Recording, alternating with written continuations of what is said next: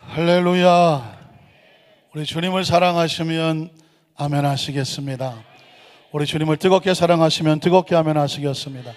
한 주간 동안 평안하셨습니까? 평안하신 분도 계시고 안 평안하신 분도 계실지도 모르겠어요. 최근에 어떤 성도님하고 전화 통화를 하는데 상담 가운데 눈물을 흘리시면서 목사님, 제가 많이 힘들고 어려운 상황 가운데 있습니다. 바닥입니다.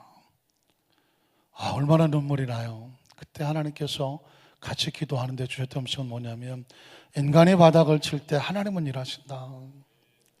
우리의 마지막이라고 생각하는 상황 가운데 하나님은 역사하신다. 믿으십니까?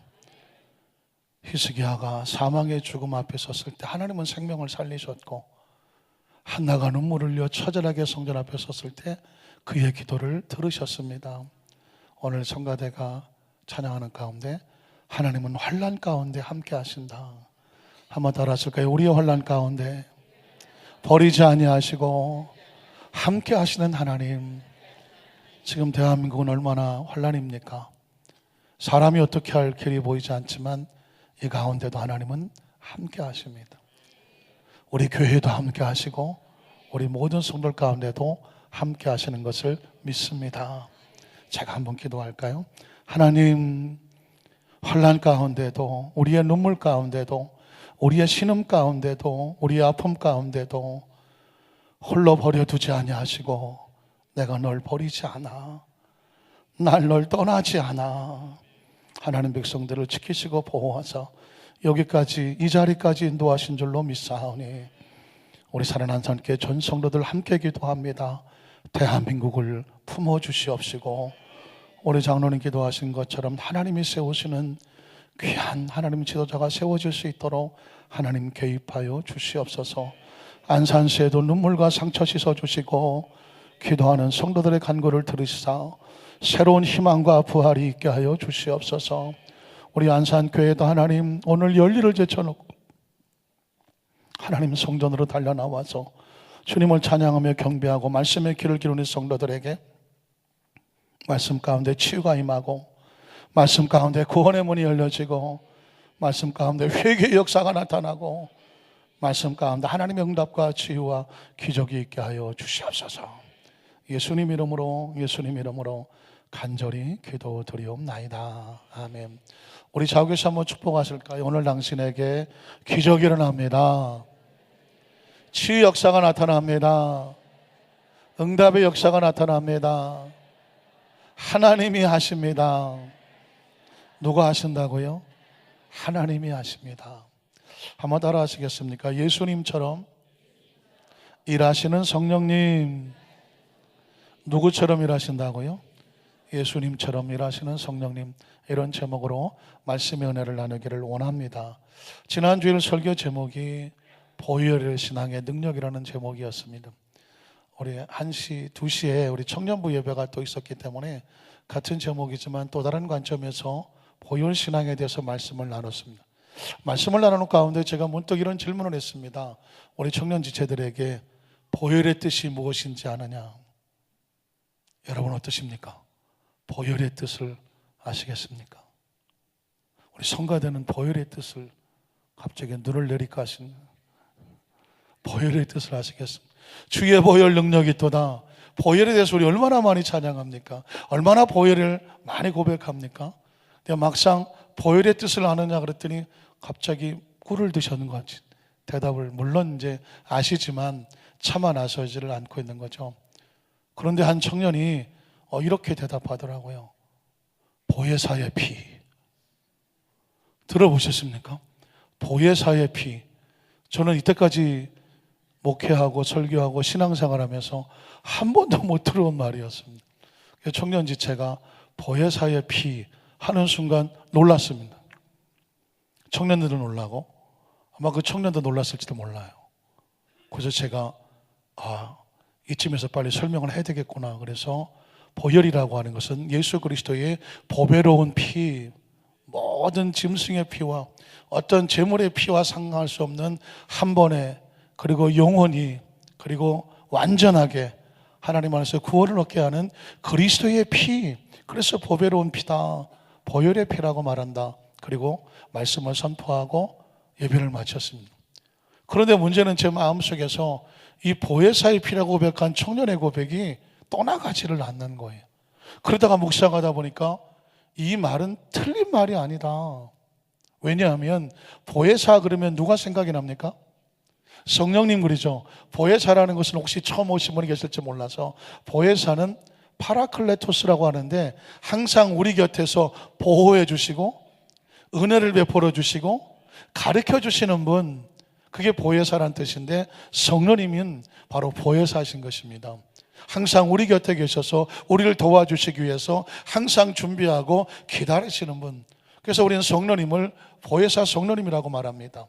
그런데 또 하나의 보혜사, 또 한 분의 보혜사가 있다는 생각이 딱 머리에 떠올랐습니다. 그 보혜사는 누굴까요? 예수님이시거든요. 예수님께서 자신을 보혜사라고 말씀하셨고 성령님을 또한 보혜사라고 말씀하셨습니다.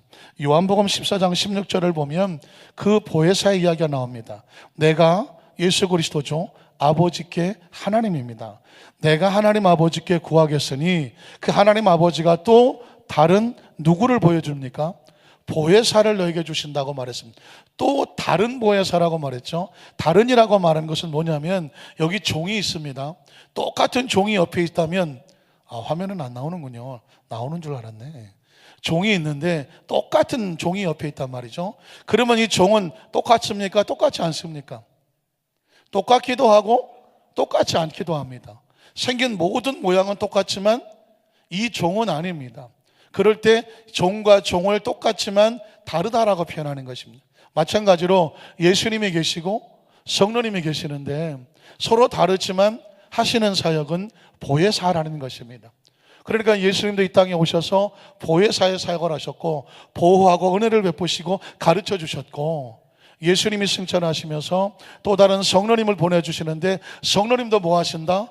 보호하고 은혜를 베푸시고 가르쳐 주시는 보혜사가 되신다. 그러니까 그 청년의 고백은 보혜사 성령님의 피라고 그랬으면 그건 맞지 않는데 말할 수 있을지 모르지만 보혜사 예수 그리스도의 피 맞나요? 틀리나요? 맞는 이야기였었습니다. 제가 말씀을 통해서 하나님께서 이 사실을 깨닫게 하시려는구나. 성령님은 이 땅에 오셔서 무슨 사역을 하실까? 예수님처럼 보혜사의 사역을 하신다는 것입니다. 한번 따라 하실까요? 성령님은 예수님처럼 보혜사의 사역을 행하십니다. 우린 첫 번째로 그러면 성령님은 예수님처럼 무슨 사역을 하셨나 그랬더니 전도하시는 사역을 하셨습니다. 한번 따라 하실까요? 성령님은 예수님처럼 전도하시는 보혜사이십니다. 예수님이 이 땅에 왜 오셨는지, 오셔서 무엇 때문에 오셨는지 궁금하지 아니하십니까? 우리가 예수를 믿는데 예수님이 오신 가장 중요한 목적은 뭘까? 성경은 놀랍게도 예수님은 전도하러 오셨습니다. 마태복음 1장 21절을 보면 아들을 낳으리니 이름은 예수라 하라. 크리스마스마 때면 항상 이 말씀이 나오게 됐죠. 이름을 예수라 하라. 그런데 이는 그가 자기 백성을 그들의 죄에서 뭐 하신다? 구원할 자이시라는 것입니다. 예수님을 구주로 믿으시면 아멘 하시기를 바랍니다. 예수를 구주로 믿는다는 것은 뭐냐면 예수를 믿고 하나님의 자녀가 돼서 천국 복음을 듣고 하늘나라의 소식을 알았어요. 그 말씀을 받고 이제 나도 하나님의 자녀가 되기를 고백합니다. 예수를 믿는 사람은 하나님의 자녀가 되는 거죠. 오직 예수님만이 구원자가 되시는 줄로 믿습니다. 그런데 바로 이 복음을 전하러 오신 분이 누구다? 예수님이라는 것이죠. 예수님은 그래서 마태복음 4장 17절에도 보면 첫 말씀이 예수님의 첫 메시지가 뭔지 아십니까? 이때부터 예수께서 비로소 전파하여 이르시되 첫 말씀입니다. 한번 따라 하실까요? 회개하라, 천국이 가까이 왔느니라. 예수님께서 공생의 사역을 하시면서 첫 말씀이 뭐냐면 회개하라, 천국이 가까이 왔다고 말하고 있습니다. 회개가 뭘까요? 이제까지 살던 하나님 없이 살던 삶에서 180도로 돌이키라고 말하는 것입니다. 하나님 앞으로 나오세요. 이미 하나님의 나라가 우리 가운데 임하였습니다 라고 하는 복음을 선포하시는 것입니다. 마태복음 4장 18절 20절을 보면 이렇게 복음을 선포하신 다음에 전도할 사람들을 찾아서 세우셨습니다. 갈릴리 해변에 다니시다가 두 형제 곧 베드로라는 시몬과 그의 형제 안드레가 바다에 금을 던지는 걸 보시니 뭐 하는 사람이에요? 그들은 어부죠. 고기 잡는 사람이었습니다. 그런데 그들을 향해서 말씀하시되 이제부터는 나를 따라오라. 물에서 바다에서 고기 잡지 말고 나를 따라오너라. 그러면 내가 너희를 무엇을 낚는? 사람을 낚는 뭐가 되리라? 어부를 다른 말로 말하면 전도자가 되게 하리라고 말하는 거죠. 예수님도 이 땅에 하늘나라를 전파해서 전도하러 오신 것처럼 예수를 믿는 사람은 무엇이 되길 원한다? 사람을 낚는 어부, 전도자가 되기를 하나님께서 원하시는 것입니다. 예수님은 이처럼 전도하러 오시고 전도자를 세우러 오신 것입니다. 마가복음 1장 35절로 39절을 보면 예수님께서 이제 직접 내가 뭐 하러 왔다? 전도하러 왔다고 말씀입니다. 새벽 아직도 밝기 전에 예수께서 일어나 나가 한적한 곳으로 가서 거기서 뭐 하시더니? 기도하시더니 시몬과 및 그와 함께 있는 자들이 예수의 뒤를 따라가 뭐 했을까요? 만나서 이르되 모든 사람이 예수님을 찾습니다. 그랬더니 이르시되 우리가 여기 말로 다른 가까운 말들로 옮겨가자. 이유가 뭘까요? 거기서도 뭐 하실까요? 전도한다고 말했습니다. 예수님 이 땅에 뭐 하러 오셨다고요? 전도하러. 잃어버린 영혼을 찾아서 전도하러 오셨는데 이 마을을 전도했으니 또 다른 마을로 가서 거기서도 뭐 하겠다? 전도하리니 내가 무엇을 위해서 왔노라? 이 전도하러 이 땅에 왔노라 하고 말씀했습니다. 그리고 그 다음 절에 보니까 이에 온 갈릴리에 다니시며 그들의 여러 회당에서 뭐 하시고? 전도하시고 또 귀신들을 내쫓으시더라. 뭐 하시려고? 전도하시려고. 여러분, 예수님 그러면 뭐가 떠올라야 되면 전도가 떠올라야 돼요. 예수님께서 이 땅에 오신 것은 하늘나라의 복음을 전해서 구원받고 하나님의 자녀가 되게 하는 걸 뭐라고 말한다? 전도라고 하는 것입니다. 누군가 저와 여러분을 전도했기 때문에, 누군가 저와 여러분을 선교했기 때문에, 복음을 전해 주었기 때문에 2000년에 오신 전에 오신 예수님의 말씀이 우리 속에 와셔서 우리도 예수를 믿고 하나님의 자녀가 된 줄로 믿습니다. 그러면 예수님이 전도하셨는데 성령님도 전도하실까요? 성령님이 군고하지 않습니까? 누가복음 24장 44절로 47절에 보면 예수님께서 승천하시기 전에 제자들에게 하셨던 마지막 명령입니다. 또 이르시되 내가 너희와 함께 있을 때에 너희에게 말씀을 가르쳐 줬는데 어떤 말씀이냐면 곧 모세의 율법과 선지자의 글과 시편. 뭘까요? 모세의 율법, 선지자의 글, 시편. 한마디로 구약입니다. 예수님 이전에는 예수 왔을 때 성경은 뭐밖에 없었죠? 구약 성경밖에 없었습니다. 그러니까 예수님께서 구약 성경의 말씀을 가르쳐 줬는데 그 구약 성경에는 뭐가 기록했냐면 메시아가 오신다라고 하는 예수님에 대해서 말씀하고 있습니다. 그래서 나를 가리켜 기록된 모든 것이 이루어져야 하리라 한 말이 이것이다. 구약 성경을 예수님께서 온전히 완성하시고 이루셨다는 것입니다. 그래서 그 다음 절을 보면 이에 그들의 마음을 열어서 성경을 어떻게 하시고 깨닫게 하십니다. 예수님 오시기 전에는 구약 성경에 있는 메시아가 오신다는데 누가 오신다는 거야 몰랐단 말이에요. 근데 예수님이 오셔서 구약 성경을 설명해 주고 가르쳐 주신 다음에 구약 성경에 말한 모든 메시아가 누구다? 나다. 예수님 스스로를 드러냈습니다. 이제 예수님을 믿음으로 말미암아 구약 성경이 완성되고 새로운 시대가 열린 것을 알게 하셨죠. 그 다음에 어떻게 했을까요? 또 이르시되 이같이 그리스도가 고난을 받고 제3일에 죽은 자 가운데서 살아날 것과 또 그의 이름으로 죄사함을 받게 하는 회개가 이 예루살렘에서 시작하여 어디로? 모든 족속에게 뭐 해야 됩니까? 전파될 것이 기록된다고 말했습니다. 그러니까 성경 속에 예언된 건 뭐냐면 구약 성경의 예언이 예수님으로 완성이 됐고 이제 예수를 믿으면 그 예수 믿는 사람들이 뭐가 돼서? 전도자가 돼서 온 세계로 어떻게 될까요? 전파될 것이다 라고 기록됐다는 것입니다. 자, 48절에 보면 이 전파하는 자가 누구냐? 한번 따라 하실까요? 너희는 이 모든 일에 무엇이다? 무엇이다? 하기 싫죠? 무엇이다? 증인이다. 예수님이 제자들을 놓고 저와 여러분을 놓고 말하는 것입니다. 성경을 많이 배웠느냐? 성경을 많이 알았느냐? 예수를 믿었느냐? 예수를 아느냐? 그러면 뭐다? 이 모든 일을 전파하는 너희가 증인이다.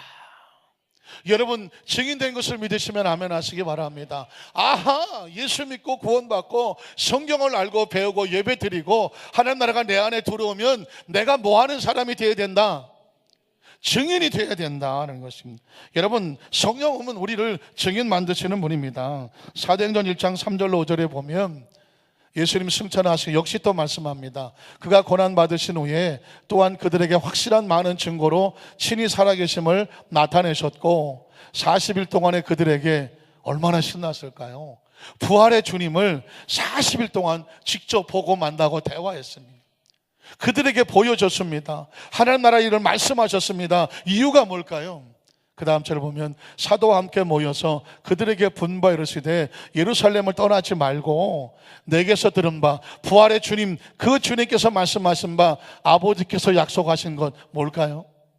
성령이죠. 예수님은 승천하시기 전에 최후의 만찬에서도 오직 누구만 증거하셨냐면 성령님만 증거하셨어요. 성령이 오신다, 성령이 오신다, 성령이 오신다 말씀하셨. 그 성령을 기다리라는 것입니다. 5절에 보면 요한은 물로 침례를 베풀었으나 너희는 몇 날이 못되어 무엇으로? 성령으로 침례를 받을 것이라고 말했습니다. 여러분, 그러면 또 질문이 생겨요. 저는 성경을 읽다 보면 끊임없이 질문하는 것입니다. 그러면 성령을 주시는 이유는 뭐예요? 성령 침례 주시는 이유가 뭘까요? 여러분이 저보다 더 잘 아시는지. 6절로 8절에 보면 그들이 모였을 때 예수께 여쭈 이르되 주께서 이스라엘 나라를 회복하심이 이때이니까 하니 이르시되 때와 시기는 아버지께서 자기 권한에 두셨으니 너희 알 바가 아니고 오직 성령이 임하게 된다면 침례받고 능력 받는다면 너희가 권능받고 뭐 해라? 예루살렘과 온 유대와 사마리아와 땅끝까지 이르러서 내 뭐가 되라? 증인이 되라고 말씀하는 것입니다. 그러니까 성령 충만의 목적은 뭐예요? 증인되라고 말씀하시는 줄로 믿습니다. 사도행전 2장 36절로 42절에 보면 베드로가 성령 받고 증언하는 등 전도자 되더라고요. 베드로가 성령 받고 딴 게 아닙니다. 복음 전하는 자가 됐습니다. 그런 적 이스라엘 온 집은 확실히 알지니 너희가 십자가에 못 박은 이 예수를 하나님이 주와 그리스도가 되게 하셨느니라 아니라. 그들이 이 말을 듣고 마음에 찔려 베드로와 다른 사도들에게 물어 이르되 형제들아 우리가 어찌할꼬. 저는 이 장면을 보면서 가슴이 뭉클거립니다. 베드로는 예수님을 3번이나 모른다고 부인했던 비겁하고 비굴한 사람인데 그 도망 다니던 사람이 당당하게 서서 예수가 그리스도라고 외치니 베드로를 알던 사람이 베드로 말을 들어주겠습니까? 전도하는 사람이 딜레마가 뭐냐면 나 같은 사람이 전도하고 저 사람이 들어주겠나는. 나 같은 사람이 예수 믿으라고 한다고 그래서 이 말주변도 없고 말도 참 서투른데 저 사람이 내 말을 들어줄까? 그런 고민을 하는 것이 전도자의 고민이에요. 그런데 오늘 성경에 보니까 베드로는 베드로 같은 사람도 자신의 어떤 부족함을 보지 아니하고 예수의 복음을 전하니까 어떤 일이 벌어지냐면 그 많은 사람들이 마음이 녹아졌어요. 베드로의 말주변이 아닙니다. 하나님의 성령께서 복음이 전도되면 그 사람의 마음은 누가 변화시킨다? 성령이 변화시킵니다. 한번 따라 하실까요? 내가 복음을 증거하면, 예수를 증거하면 그 사람의 마음은 성령이 변화시켜 주십니다. 믿으십니까? 베드로가 전했는데 사람들이 마음이 아파서 견딜 수가 없어. 마음이 찔려서.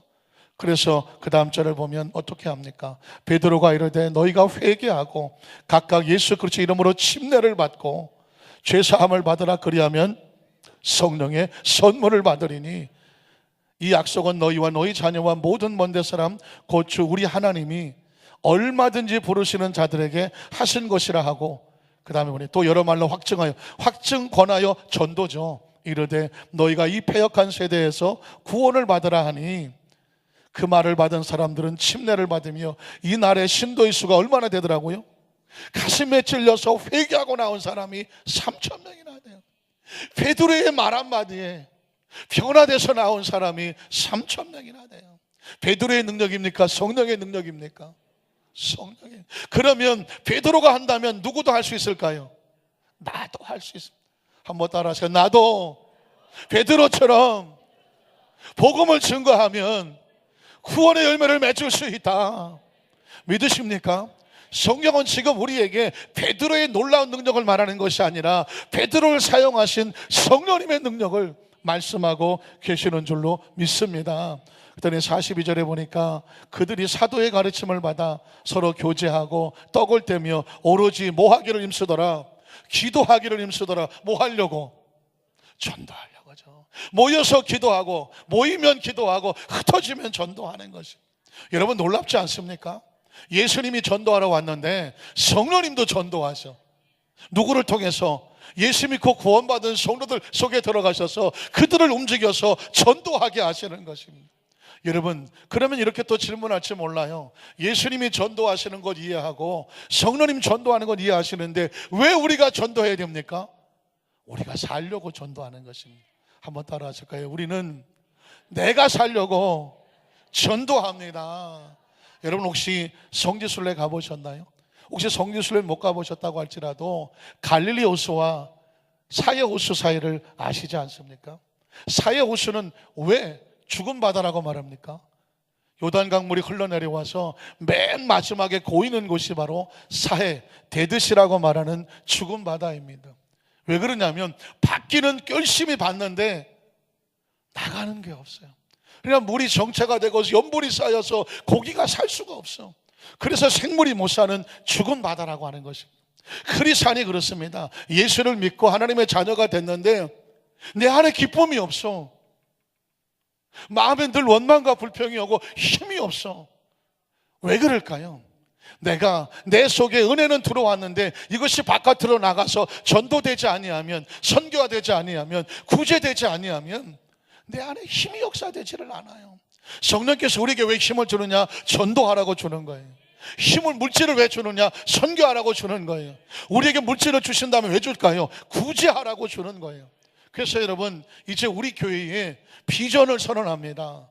여의도 순복 안산교회, 이 땅의 모든 교회가 마찬가지지만 우리 교회가 존재하는 목적, 크리스찬이 이 땅에 구원받아야 되는 목적, 전도하기 때문에 그렇습니다. 한번 따라하실까요? 우리 교회는 전도하는 교회입니다.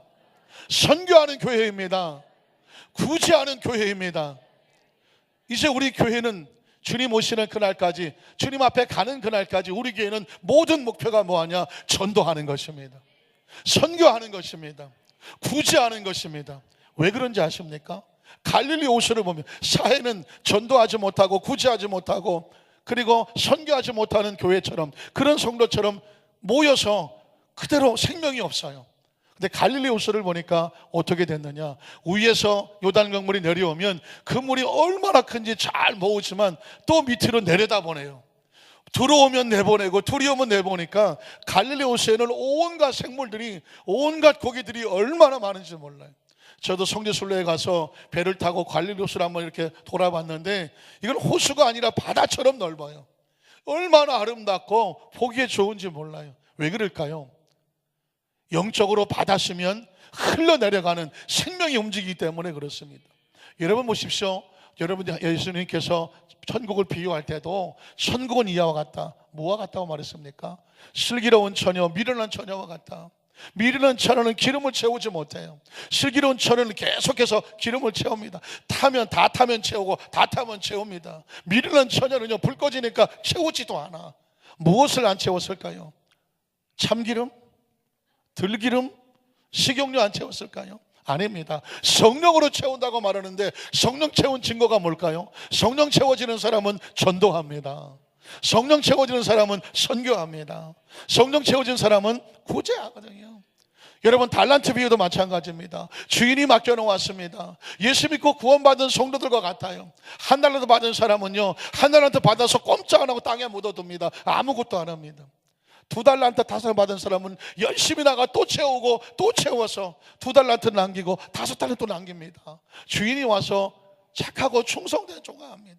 우리가 예수 믿고 구원받은 것이 구원의 달란트를 받았다면 뭐 해야 될까요? 주님 오시는 그날까지 또 달란트를 남기는데 그걸 바로 전도하기 때문입니다. 선교하기 때문이죠. 그리고 구제하는 것입니다. 그러므로 여러분, 저와 여러분 하나님께 살아 숨쉬는 신앙이 되려면 뭐 하는 교회가 될까? 전도하고 선교하고 구제한다. 내가 예수 믿고 구원받아서 무슨 사명을 가져야 될까?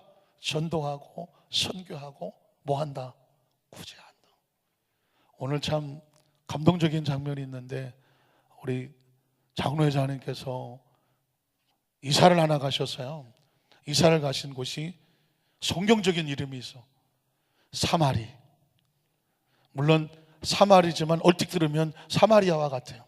장로님이 처음 그곳에 이사 가실 때 땅을 사시고 집을 짓는다 그럴 때 목사님 그 지역을 갔더니요 땅 이름이 사마리아예요. 사마리아.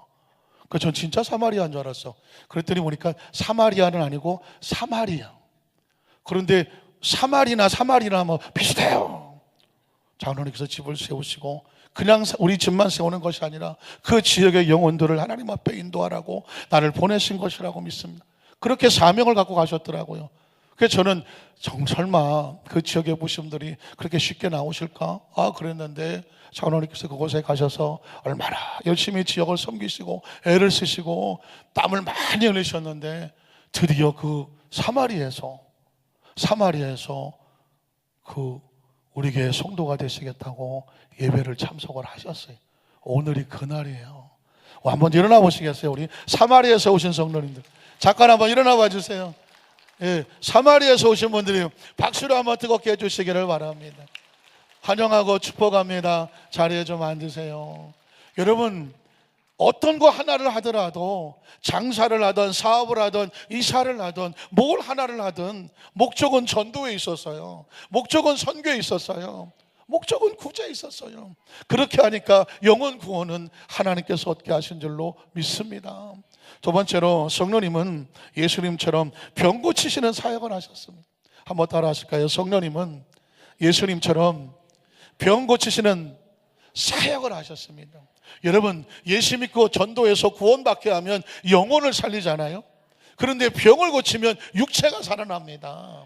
예수님은 영혼만 구원하는 것이 아니라 육체도 구원하기를 원하셨어요. 병의 생명을 고쳐주시길 원하셨다는 것입니다. 여러분, 마태복음 4장 23절로 24절을 보면 예수님의 사역을 이렇게 기록하고 있습니다. 예수님께서 온 갈릴리에 두루 다니시면서 세 가지 사역을 하셨어요. 예수님의 3대 사역이라고 말하는데 그들의 회당에서 뭐 하시고? 가르치시고, 그 다음에 천국 복음을 전파하시고, 그리고 백성 중에 모든 병과 모든 약한 것을 뭐 하시더라? 고치셨습니다. 예수님이 뭘 하셨냐고 물으면 천국 복음을 전파하시고 하나님 말씀을 가르쳐 주시고 반드시 빼놓지 말아야 될 게 뭐하다? 병을 고쳐주셨다는 겁니다. 이게 예수님의 3대 사역이었습니다. 그 다음 절을 보면 그래서 예수님의 소문이 온 수리하여 퍼진지라 사람들이 모든 앓는 자 곧 각종 병에 걸려서 고통당하는 자, 귀신 들린 자, 간질하는 자, 중풍병자들을 데려오니 그들을 뭐 하시더라? 고치시더라 합니다. 예수님 앞에 병든 자가 나오면 예수님은 한 사람도 빠짐없이 그들을 고쳐주셨습니다. 고치는 이유가 뭔지 아십니까? 마태복음 8장 16절로 17절인데요 저물매 사람들이 귀신 들린 자를 많이 데리고 예수께 오거늘 예수께서 말씀으로 귀신들을 또 어떻게 하시고 쫓아내시고 병든 자들을 다 어떻게 해요? 고쳐주셔. 병든 자들을 다 고쳐주신다고 말씀했습니다. 그 다음 절에 보니까 왜 그렇게 하셨느냐, 이는 선지자 이사야를 통하여 하신 말씀에 우리 연약한 것을 친히 뭐 하시고 담당하시고 병을 짊어지셨다 함을 뭐 하시려고 이루리요. 예수님은요 기분 좋으면 병을 고쳐주고 기분 나쁘면 병을 안 고치는 것이 아닙니다. 이미 예수님이 오시면 뭐 하신다? 병을 고쳐주시고 귀신을 쫓아내신다. 약속이 예언되어 있습니다. 그러니까 예수님은 오시면 뭐 하시느냐? 예언을 이루시는 분이에요. 그러니까 예수님이 병을 안 고치면 예언이 안 이루어지는 거죠. 예수님이 병을 고치면 예수님의 능력을 자랑하는 것이 아니라 하나님의 예언의 말씀을 뭐 하시는 거다? 이루어 주시는 것입니다.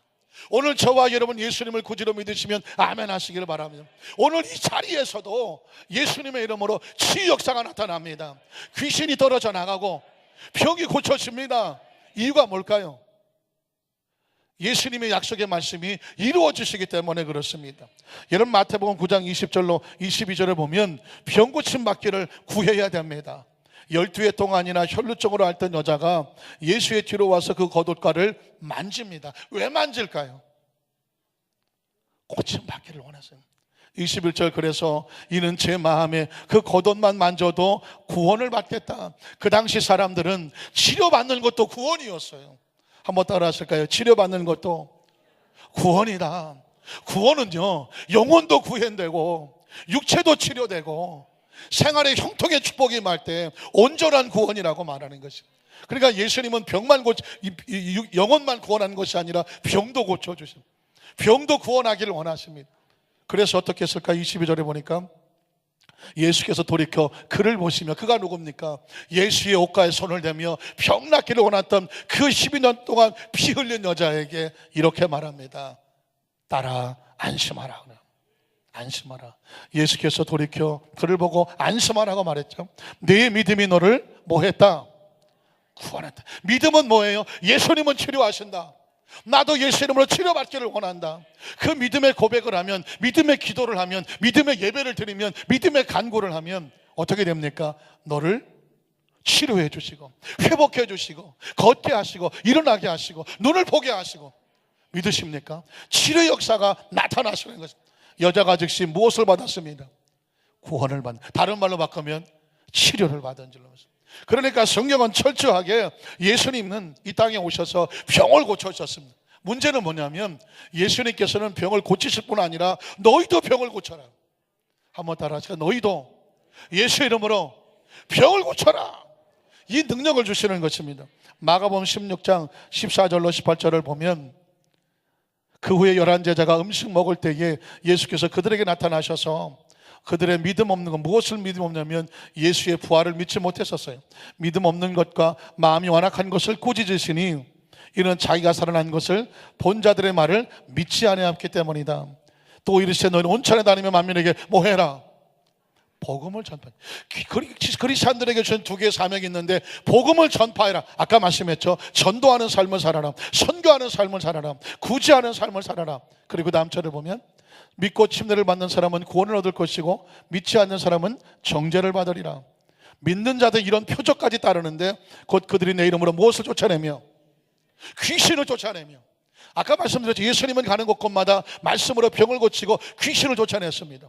그런데 이제 예수님의 마음, 예수를 구주로 믿으면 너희도 뭐 해라? 예수 이름으로 귀신을 쫓아내며 새 방언을 말하며 뱀을 집어 올리고 무슨 독을 마셔도 애를 받지 아니하며 병든 자에게 무엇을 얻어요? 손을 얹어. 누구의 이름으로? 누구의 이름으로? 예수 손을 얹어 어떻게 되리라? 나으리라고 말씀했습니다. 자, 예수님은 구약의 예언을 이루기 위해서 병을 고쳐주는 것처럼 크리스찬들에게는 손 얹고 기도할 이유가 있는데 예수님의 예언과 약속의 말씀이 이루어지기 위해서 우리도 손 얹고 기도하면 예수 이름으로 지금도 병이 낫는 줄로 믿습니다. 그렇다고 하면 정말 성령님도 병을 고쳤을까요? 성령님도 병을 고쳤습니다. 사도행전 3장 1절로 8절에 보면 오늘 본문 가운데 나눈 내용인데요, 제9시 기도 시간에 베드로와 요한이 성전에 올라갈 때 나면서부터 못 걷게 돼서 태어난 섬에서부터 암진병이에요. 이 사람을 사람들이 메고 오니 이는 성전에 들어가는 사람들에게 구걸하기 위해서 구걸을 하지 않으면 살 수가 없어요. 날마다 미문이라는 성전문에 도는 자라.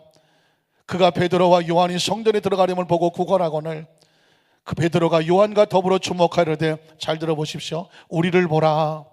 그랬더니 그가 그들에게서 무엇을 얻을까 하여 바라보거늘 베드로가 이르되 은과 금은 내게, 그 거지가 원하는, 안진뱅이가 원하는 그 은과 금은 내게 없거니와 내게 있는 이것을 내게 준다. 그 속에 뭐가 있었을까요? 그 다음 절 보면 나사렛 예수 그리스도의 이름으로 일어나 걸을지어다. 나사렛 예수 그리스도의 이름으로 일어나 걸을지어다. 베드로가 왜 이렇게 했을까요? 누가 이렇게 하라고 명령했나요? 예수님께서 승천하시기 전에 그의 제자들에게, 베드로에게 너희가 내 이름으로 귀신을 쫓아내고 병든 자에게 손을 얹어주고 뭐하리라? 나으리라고 말했어요. 베드로가 성령을 받고 나니까 이 말씀이 가슴에 들어왔어. 머리에 들어오는 것이 아니라 가슴에 들어왔어. 내 안에 예수 그리스도가 있어. 그래서 베드로도 하는 것입니다. 손을 얹고 손을 붙잡고 말하는 것입니다. 그랬더니 그 다음 절에 뭐라고 말합니까? 오른손을 잡아 일으키니 발과 발목이 곧 힘을 얻고 뛰어서서 걸으며 그들과 함께 성전으로 들어가면서 걷기도 하고 뛰기도 하며 하나님을 어떻게 했다고요? 찬송하더라고 말해서. 그럼 이렇게 말할지 몰라요. 목사님, 그건 베드로 사도니까 특별히 베드로에게 나타난 거죠.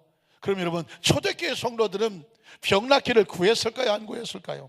사도행전 4장 29절로 31절에 보면 이렇게 말하거든요. 사도행전 9장이요. 주여 이제도, 초대교회 성도들이 모여서 기도하는 것입니다.